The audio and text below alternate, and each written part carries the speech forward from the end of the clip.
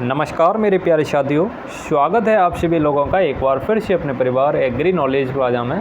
उम्मीद करता हूं आप सभी लोग स्वस्थ होंगे और बहुत ही शानदार होंगे।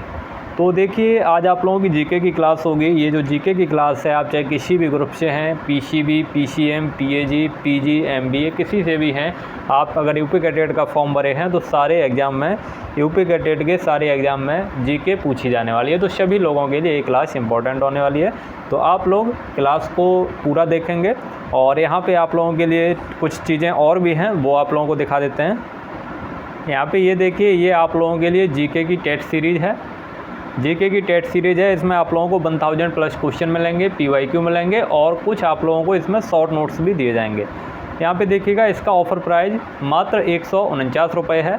आप लोग नीचे जो व्हाट्सएप नंबर दिया हुआ है, वहाँ से आप लोग इंक्वायरी करके पेमेंट कर देंगे, वहाँ फिर आप लोगों को ये प्रोवाइड कर दिया जाएगा। और यहाँ पे देखिएगा, और भी हैं। अगर आप लोग पीवाईक्यू चाहते हैं किसी भी ग्रुप के, यहाँ पे मैंने पीसीबी, पीसीएम ही लिखा है, पीएजी भी है और पीजी भी है। यानी अगर एमएससी के लिए भी अगर आप लोग पीवाईक्यू चाहते हैं तो आप लोगों को मिल जाएंगे। सभी लोगों के लिए फ़ीस कितनी है, तो सभी लोगों के लिए फ़ीस मात्र 199 रुपये है। यहाँ पे देखिएगा, ये दोनों चीज़ों की है, दोनों चीज़ों की मिला के। यानी इसमें आप लोगों को जीके का टेट सीरीज़ भी मिल जाएगा, जिसका 149 रुपये फ़ीस था, और इसमें आप लोगों को पीवाईक्यू भी मिल जाएंगे। दोनों अगर आप लोग इकट्ठा लेंगे तो आप लोगों को 199 रुपये में मिल जाएगा। यहाँ पे देखिए, पीवाईक्यू सभी लोगों के लिए उपलब्ध हैं, सभी लोग यहाँ से पीवाईक्यू ले सकते हैं। और यहाँ पे देखिएगा, पीवाईक्यू के लिए अगर केवल और केवल पीवाईक्यू चाहिए, अगर आप लोगों को केवल और केवल पीवाईक्यू चाहिए तो आप लोगों को मात्र 149 रुपये में मिल जाएगा। मात्र 149 रुपये में ऑफ़र प्राइस है, आप लोग ले सकते हैं अगर केवल और केवल आप लोगों को पीवाईक्यू चाहिए। पीसीबी, पीसीएम लिखा है मैंने, बाकी पीएजी का भी है और पीजी का भी है। पीजी में आप लोग अगर एमएससी करना चाहते हैं तो एमएससी के लिए भी आप लोगों को पीवाईक्यू मिल जाएंगे। तो नीचे व्हाट्सएप नंबर दिया हुआ है, वहाँ पे आप लोग कॉन्टैक्ट कर लेंगे और पेमेंट करके आप लोगों को प्रोवाइड कर दिए जाएंगे। तो अब चलिए आप अपनी क्लास में चलते हैं। तो आज आप लोगों की जीके की क्लास होगी। जीके के कुछ क्वेश्चन दिए हुए हैं इसमें। यहाँ पे देखिए, पहला क्वेश्चन है, यहाँ पे देखिएगा, इंग्लिश मीडियम हिंदी मीडियम दोनों लोगों के लिए है, तो दोनों लोग देख सकते हैं, क्योंकि आप लोगों को इंग्लिश में भी बता दी जाएगी। जो चीज़ आप लोगों को हिंदी में नहीं समझ में आएगी उसको इंग्लिश में भी बता दिया जाएगा। यहाँ पे देखिएगा, उत्तर प्रदेश में कुल कृषि विश्वविद्यालय पूछे हैं, तो उत्तर प्रदेश में टोटल एग्रीकल्चर यूनिवर्सिटी की संख्या कितनी है। तो एग्रीकल्चर यूनिवर्सिटी पहले 4 थी, लेकिन अब 5 हो गई हैं। 5 भी कौन सी, कुशीनगर वाली जो है वो और अब जुड़ गई है। तो अब आप लोगों की एग्रीकल्चर यूनिवर्सिटी कितनी हो गई हैं, 5 एग्रीकल्चर यूनिवर्सिटी हो गई हैं। 4 कौन कौन सी हैं, एक सीएसए कानपुर में है, एनडी अयोध्या में है, मेरठ में है, एक बांदा में है और एक 5वीं कहाँ पे, कुशीनगर में है। अगला क्वेश्चन देखिए, अगला क्वेश्चन है, आईएमडी की स्थापना कब हुई। आईएमडी कब इस्टेब्लिश हुआ है, आईएमडी की इस्टेब्लिशमेंट जो है वो कब हुआ। तो आईएमडी का पूरा नाम क्या है, पहले तो वो देखिए। आईएमडी का पूरा नाम है Indian metrological department. Metrological department Hindi में बोलेंगे भारतीय मौसम विज्ञान संस्थान। तो ये कहाँ पे है, इसकी स्थापना पहले देखिए, इसकी स्थापना 1875 में हुई।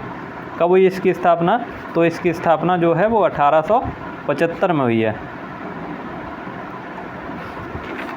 तो वर्तमान में ये न्यू दिल्ली में है। कहाँ पे, न्यू दिल्ली में है। पहले ये कहाँ पे था, तो पहले ये पूरे महाराष्ट्र में था, लेकिन वर्तमान में नई दिल्ली में है। स्थापना कब हुई, तो 1875 में। यहाँ पे देखिएगा, कृषि मौसम विज्ञान दिवस कब मनाया जाता है। कृषि मौसम विज्ञान दिवस कब मनाते हैं, आप लोग फटाफट आंसर करिए इसका। 21 मार्च, 21 जून, 23 मार्च या 23 दिसंबर। यहाँ पे देखिएगा, जो कृषि मौसम विज्ञान दिवस है ये कब मनाते हैं,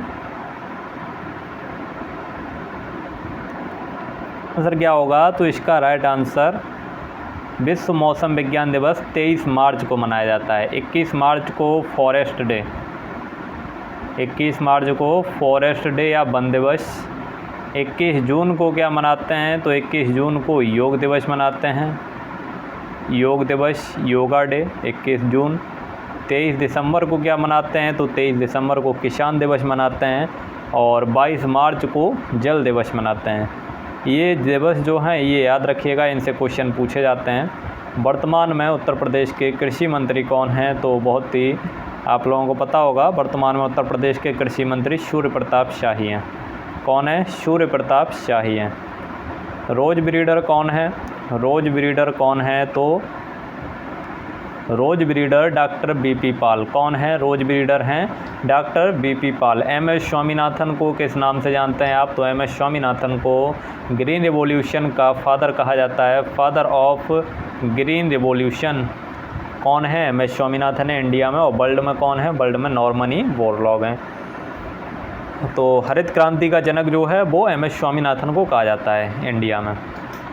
हरभजन सिंह किससे संबंधित है? तो हरभजन सिंह भिंडी से संबंधित हैं, भिंडी से संबंधित हैं हरभजन सिंह। अगला क्वेश्चन देखिए, अगला क्वेश्चन है आईसीएआर की स्थापना कब हुई? आईसीएआर की स्थापना कब हुई, यानी आईसीएआर का इस्टेब्लिशमेंट कब हुआ? तो आईसीएआर का इस्टेब्लिशमेंट हुआ है 16 जुलाई 1929। 16 जुलाई 1929 को आईसीएआर की स्थापना हुई, इसलिए हर साल 16 जुलाई को आईसीएआर डे मनाया जाता है। आईसीएआर डे मनाया जाता है। आईसीएआर कहाँ पे है? तो नई दिल्ली में है, Indian council of agriculture research. और ये है एनवायरनमेंट में नाइट्रोजन कितना पाया जाता है? वातावरण में नाइट्रोजन कितना पाया जाता है? तो वातावरण में नाइट्रोजन कितना पाया जाता है? ये पाया जाता है 78%। कितना? 78% नाइट्रोजन पाया जाता है। 21% जो है यानी 20.8% क्या पाया जाता है? ऑक्सीजन पाया जाता है। और 0.04% ये क्या है? ये CO2 है। पहले ये 0.03% था, लेकिन अब बढ़ के ये कितना हो गया है? 0.04%। अगर ppm में बात करें तो 416 ppm हो गया है अभी प्रेजेंट में। प्रेजेंट में 416 ppm कार्बन डाइऑक्साइड प्रेजेंट है। पहले कितना था? पहले 300 ppm था। तो ये चीज़ याद रखेंगे आप। अगला क्वेश्चन देखिए, भारत में सबसे अधिक बारिश किस मानसून से होती है? भारत में सबसे अधिक बारिश किस मानसून से होती है? तो देखिए, सबसे अधिक बारिश दक्षिण पश्चिम मानसून यानी साउथ वेस्ट मानसून से भारत में सबसे अधिक बारिश होती है। साउथ वेस्ट मानसून सबसे पहले कहाँ आता है? तो सबसे पहले ये केरल में आता है। केरल में आता है। कब आ जाता है? तो 1 जून के आसपास इसकी एंट्री हो जाती है भारत में। कहाँ पे? केरल में। 1 जून से कभी थोड़ा बहुत आगे हो जाता है, कभी थोड़ा बहुत पीछे हो जाता है, लेकिन 1 जून के आसपास ही इसकी एंट्री होती है। और ये पूरे इंडिया में यही सबसे ज़्यादा बारिश कराता है। ग्रांड पीरियड ऑफ मानसून भी कहा जाता है इसको। और एक देखिए, उत्तर पूर्व मानसून जो है यानी नॉर्थ ईस्ट मानसून जो है, नॉर्थ ईस्ट मानसून कहाँ पे बारिश कराता है? तो जहाँ पे इससे बारिश नहीं हो पाती यानी इससे बारिश कम होती है। तो एक देखिए, एक तमिलनाडु वाला क्षेत्र पड़ता है, तमिलनाडु, आंध्र प्रदेश। इसमें किसके द्वारा बारिश होती है? तो इसमें जो है, इसमें नॉर्थ ईस्ट मानसून के द्वारा बारिश होती है, तमिलनाडु और आंध्र प्रदेश में। अगला क्वेश्चन देखिए, तमिलनाडु में इसके द्वारा बारिश नहीं हो पाती है साउथ वेस्ट मानसून के द्वारा, इसलिए। और एक पश्चिमी विक्षोभ है, पश्चिमी विक्षोभ, वेस्टर्न डिस्टर्बेंस बोलते हैं इसको। इसके द्वारा सबसे ज़्यादा बारिश कहाँ पे होती है? तो इसके द्वारा बारिश जो है वो कहाँ पे? जम्मू कश्मीर, पंजाब में देखने को मिलती है, जम्मू एंड कश्मीर। और पंजाब में जो है वो किसके द्वारा बारिश देखने को मिलती है? वेस्टर्न डिस्टर्बेंस के। अपने यूपी में भी हो जाती है। ये जो है, ये कौन से ऋतु में आता है? तो ये रबी सीजन में आता है, रबी सीजन में आता है। और इसकी जो बारिश होती है वो रबी क्रॉप्स के लिए अमृत के समान मानी जाती है, इसलिए इसको एक लोकल लैंग्वेज में मावत भी बोलते हैं। क्या बोलते हैं? मावत, मावत भी बोलते हैं इसको। अगला क्वेश्चन देखिएगा, मानसून किस भाषा का शब्द है? मानसून जो है ये किस भाषा का शब्द है?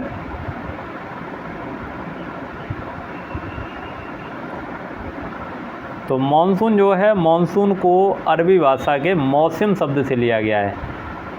मौसम अरबी भाषा के मौसम शब्द से लिया गया है, जिसका मतलब क्या होता है? जिसका मतलब होता है सीजन। और मानसून होता क्या है? तो monsoon seasonal reversal of wind. Monsoon क्या होता है? सीजनल रिवर्सल ऑफ विंड,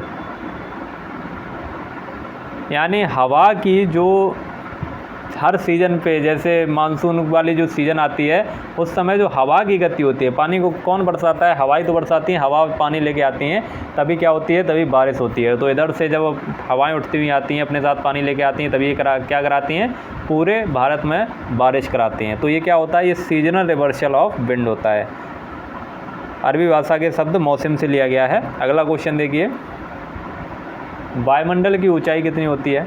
वायुमंडल यानी एटमॉस्फेयर की ऊंचाई कितनी होती है? तो ये होती है 1600 किलोमीटर। एटमॉस्फेयर की ऊंचाई कितनी होती है? ये होती है 1600 किलोमीटर। यहाँ पे देखिए 4 लेयर होती हैं इसकी, एटमॉस्फेयर की 4 लेयर होती हैं। कौन कौन सी 4 लेयर होती हैं?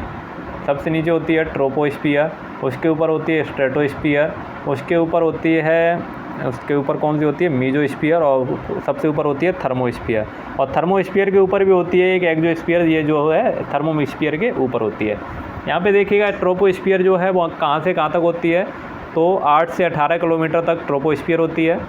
स्ट्रेटोस्फियर 50 किलोमीटर तक पाई जाती है। मीजोस्फियर 80 किलोमीटर तक पाई जाती है। और ये थर्मोस्फियर जो है ये 1600 किलोमीटर तक पाई जाती है। इसी में 2 होती हैं, एक आयनोस्फीयर होती है, एक एक्सोस्फीयर होती है। आयनोस्फीयर नीचे वाली होती है और एक्सोस्फीयर ऊपर वाली होती है। तो इस प्रकार से इसकी ऊंचाई कितनी होती है? इसकी ऊंचाई 1600 किलोमीटर होती है। अगला क्वेश्चन देखिएगा, वायुमंडल को, यहाँ पे देखिएगा आप लोगों के दिमाग में एक क्वेश्चन आना चाहिए था, या आप लोगों के दिमाग में आया हो ना आया हो। यहाँ पे देखिएगा जितनी भी मौसम संबंधी क्रियाएँ होती हैं, मौसम संबंधी जितनी भी क्रियाएँ होती हैं, मौसम संबंधी जैसे बारिश का होना हो, बारिश, आंधी, तूफान, ये सब किसके कारण होता है? तो ये सब ट्रोपोस्फियर में देखने को मिलता है, जो सबसे नीचे वाली लेयर होती है। कितने किलोमीटर तक होता है? 18 किलोमीटर तक। और एक आप लोगों ने ओजोन लेयर का नाम सुना होगा। तो अगर आप लोगों से पूछ लिया जाए ओजोन लेयर कौन सी लेयर में पाई जाती है, ओजोन लेयर जो है वो किस में पाया जाता है? तो ये स्ट्रेटोस्फियर में पाया जाता है। किस में? स्ट्रेटोस्फियर में पाया जाता है। और ओजोन लेयर जो है ये क्या करती है? ये जो अल्ट्रा वायलेट रेज होती हैं इनको पृथ्वी पर आने से रोकती है। अल्ट्रा वायलेट रेज को पृथ्वी पर आने से रोकती है। यहाँ पे देखिएगा ओजोन एक आप लोगों से पूछ लिया जाएगा क्वेश्चन, ओजोन के डेप्लीशन के लिए, ओजोन के डेप्लीशन के लिए यानी ओजोन के क्षरण के लिए कौन सी गैस रेस्पॉन्सिबल होती है? तो यहाँ पे सबसे ज़्यादा CFC। कौन सी? CFC, chlorofluorocarbon. अगला क्वेश्चन देखते हैं अब, भारत को कितने कृषि जलवायु क्षेत्रों में बांटा गया है? भारत को कितने कृषि जलवायु क्षेत्रों में बांटा गया है? Agro climatic zones, agro climatic zones. तो इसका राइट आंसर हो जाएगा 15। भारत को 15 एग्रो क्लाइमेटिक जोन्स में बांटा गया है। मनुष्य द्वारा सबसे पहले पालतू किसे बनाया गया? मनुष्य द्वारा सबसे पहले किसको पालतू बनाया गया? बहुत ही बढ़िया क्वेश्चन है आज। तो मनुष्य के द्वारा सबसे पहले कुत्ते को पालतू बनाया गया था। किसको? कुत्ते को सबसे पहले पालतू बनाया गया था। किसके लिए? शिकार करने के लिए। शिकार करने के लिए यानी हंटिंग पर्पज़ के लिए कुत्ते को मनुष्य ने सबसे पहले पालतू बनाया था। यहाँ पे देखिएगा जलवायु विज्ञान के जनक हैं father of climatology. Father of climatology कौन है? तो ये कोपेन है, कोपेन। अगला क्वेश्चन देखिएगा, जल दिवस कब मनाते हैं? तो जल दिवस कब मनाते हैं? अभी मैंने ऊपर आप लोगों को बताया था जल दिवस कब मनाते हैं। ये मनाते हैं 22 मार्च को। कब मनाते हैं? 22 मार्च को जल दिवस मनाया जाता है। अगला क्वेश्चन देखिएगा, कोपेन ने जलवायु को कितने भागों में बांटा?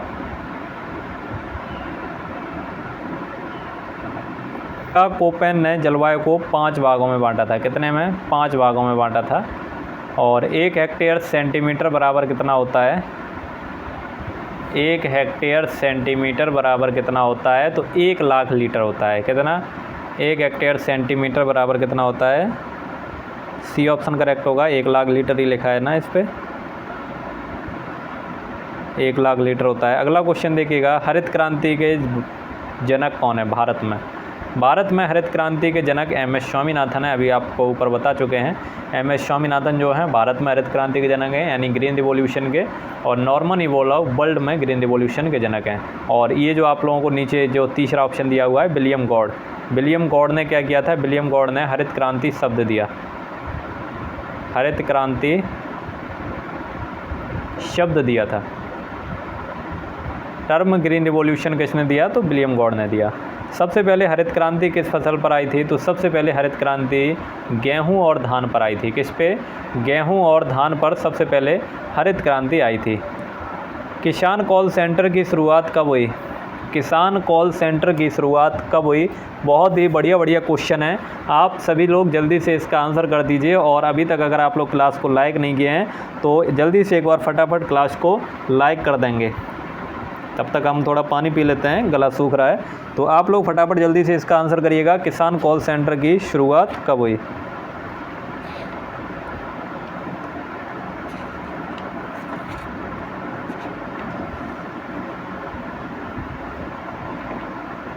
हो जाएगा 2004। किसान कॉल सेंटर की शुरुआत कब हुई थी? ये हुई थी 2004 में। अगला क्वेश्चन देखते हैं, और आज का ये लास्ट क्वेश्चन होगा। नीली क्रांति का संबंध किससे है? नीली क्रांति का संबंध किससे है? तो नीली क्रांति का संबंध किससे है, यानी ब्लू रिवॉल्यूशन का संबंध किससे है? जल संरक्षण से, मछली उत्पादन से, प्याज उत्पादन से, या समुद्र से? तो इसका मछली उत्पादन से। किससे? मछली उत्पादन से इसका संबंध है नीली क्रांति का। और आज के जो क्वेश्चन है, इसी के साथ आप लोगों के आज के क्वेश्चन समाप्त होते हैं। उम्मीद करता हूँ आप लोगों को क्लास अच्छा लगा होगा। अगर क्लास अच्छा लगा है तो आप लोग इसको लाइक करिए, और आप लोग अगर चैनल पे नए हैं तो चैनल को सब्सक्राइब करके बेल आइकन को प्रेस ज़रूर कर लेंगे। और अगर आप लोगों को कोई दिक्कत होती है तो कमेंट सेक्शन में कमेंट करके बता देंगे। इसका PDF आप लोगों को उसी पेड बैच में दे दिया जाएगा, तो वहाँ से आप लोग इसका PDF डाउनलोड कर लेंगे।